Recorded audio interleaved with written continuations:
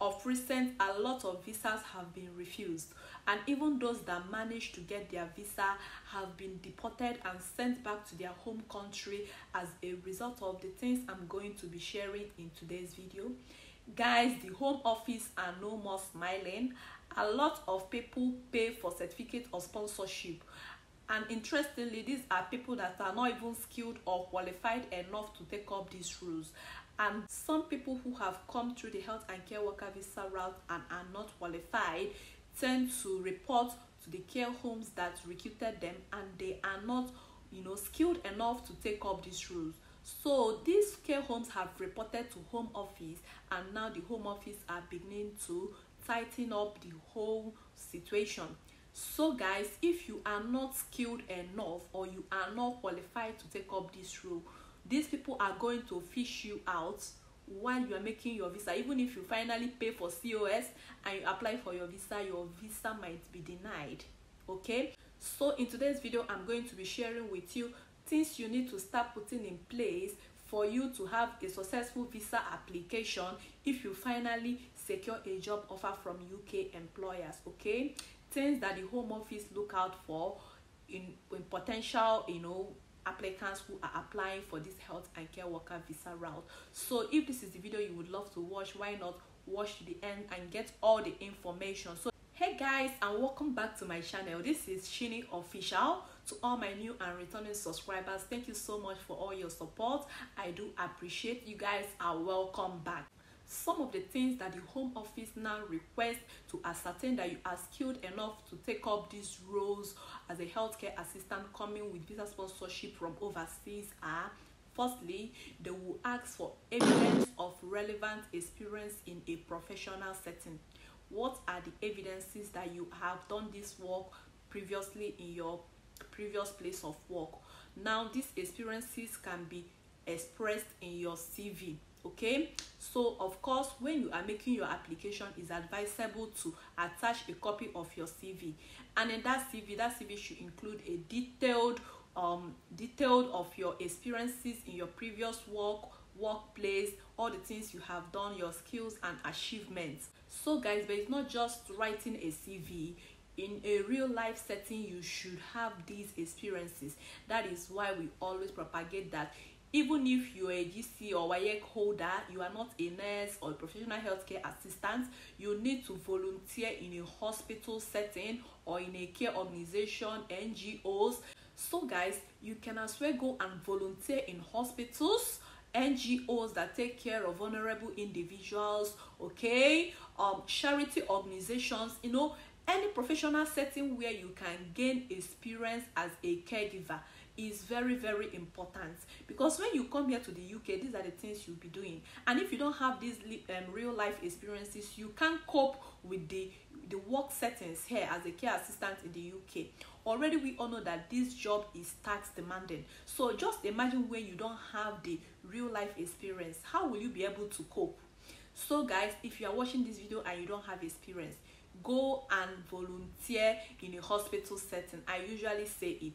So after you must have volunteered, that place that you have worked or volunteered, make sure you can be able to get a reference letter from them. So the reference letter that you will get from your employer where you have gained experience is also part of the evidence you can submit to show your relevant experience in a professional setting. Okay, so make sure that you get a reference letter. So if you finally have a job offer and COS and you want to apply for your visa, it's advisable to upload your CV together with a reference letter.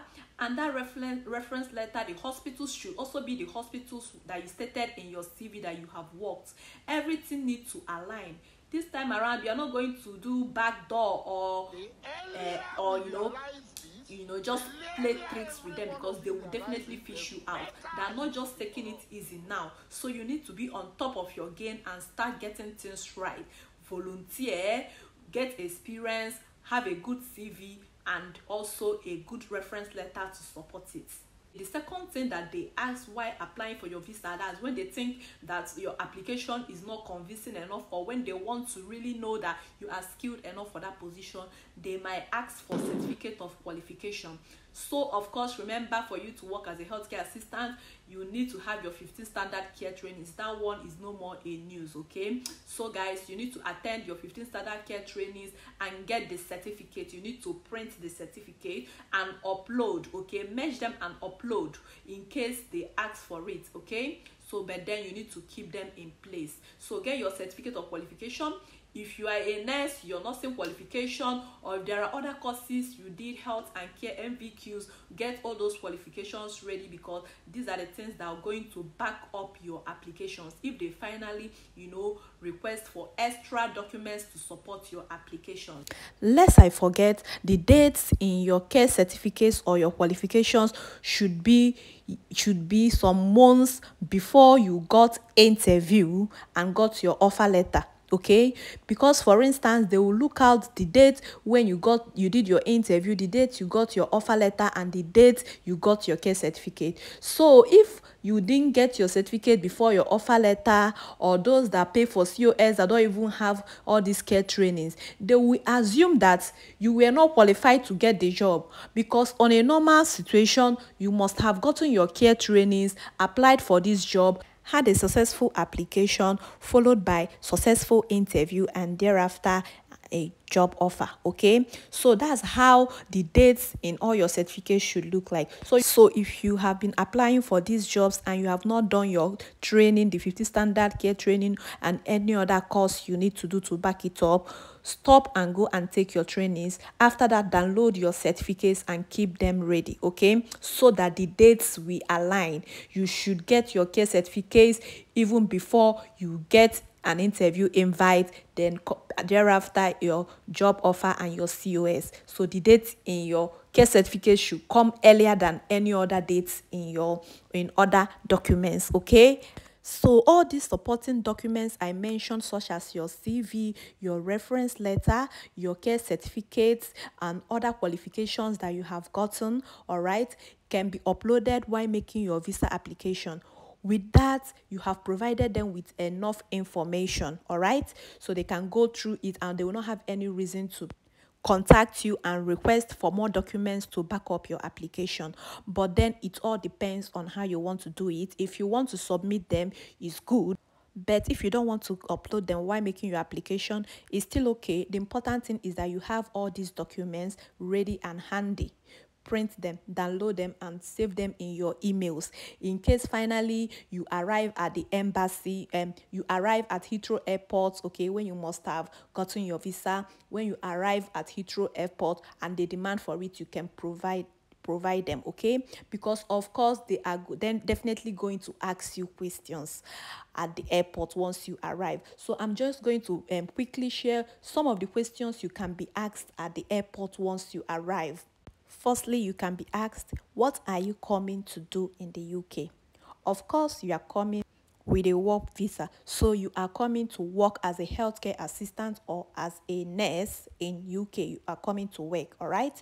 After that, they can as well go ahead and ask you, where was this job that you applied for? Where was it advertised? Okay, so of course, if you applied to NHS, if it's an NHS job, you would say you applied from track jobs. If it's care homes, you should know the job website where you actually got the the job advert from. Okay, so that's, guys, I'll always advise, have a notebook.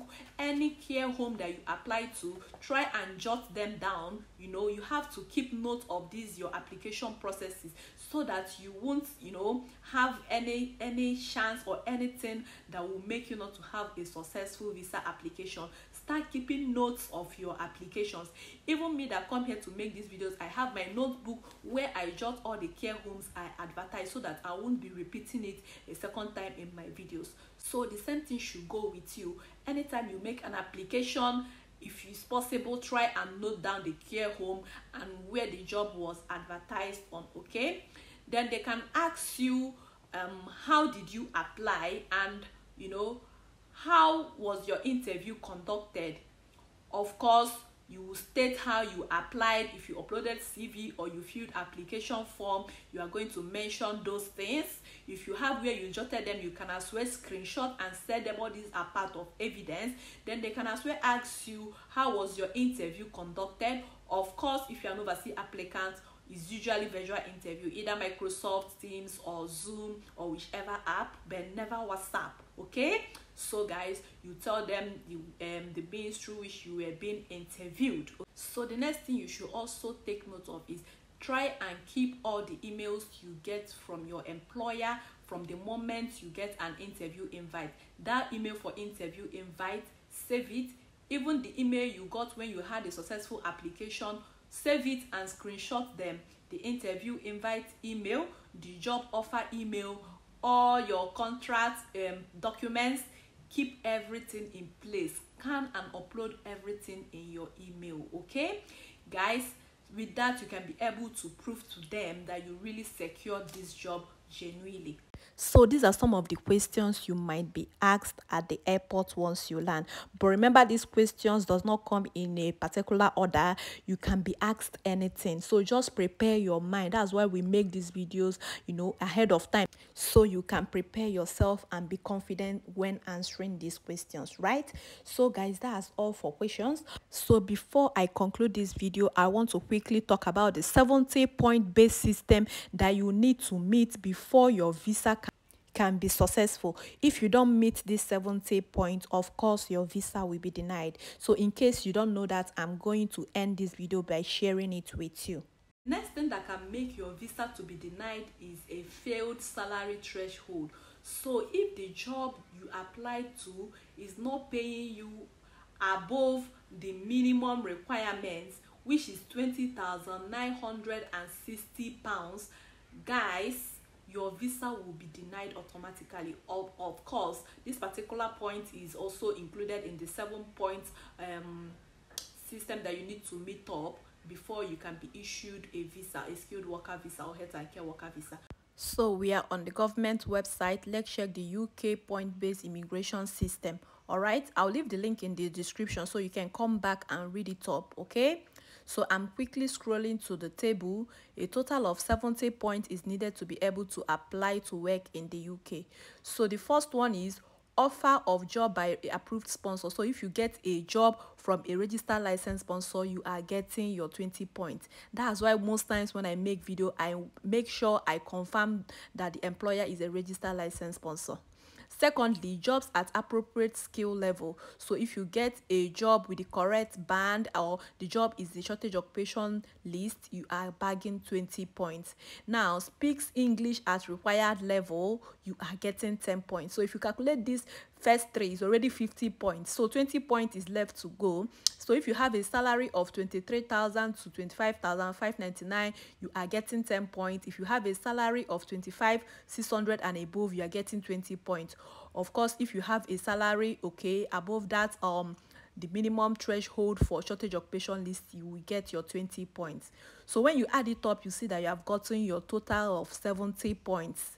Okay, so there are also other jobs. You can see jobs in shortage occupation. So once your job is in shortage occupation, you are getting 20 points. Then if you have education qualification in PhD in that subject that is relevant to your job, you will still get points. So this is how you calculate the points. So once you come to this link, you can read it up and tick all the points. Okay, once you have a registered license sponsor, your job is in shortage occupation list, you have your IELTS, that's proof of English, your salary threshold is okay, then you are good to go. Okay, so guys, that's it for 7-point based system. Once all these things I have mentioned is put in place, you are good to go. If you finally secure a job offer, you get COS and you apply for your visa, you will have higher chances of getting your visa approved and you move to the UK with your family if you are coming with one. Okay, so guys, that's all. Most importantly, try and get an experience in a professional setting. Okay, if you have WAEC, volunteer, guys, volunteer, work 6 months, 3 months, it all counts. It will go a long way to assist you if you come here via this health and care worker visa route. Okay, I continue to wish you good luck in your job application. For those that have made their visa application, I continue to pray that your application will be approved and become successful. Guys, don't forget to like this video to show your support. Thank you so much for watching and see you in my next video. Bye bye.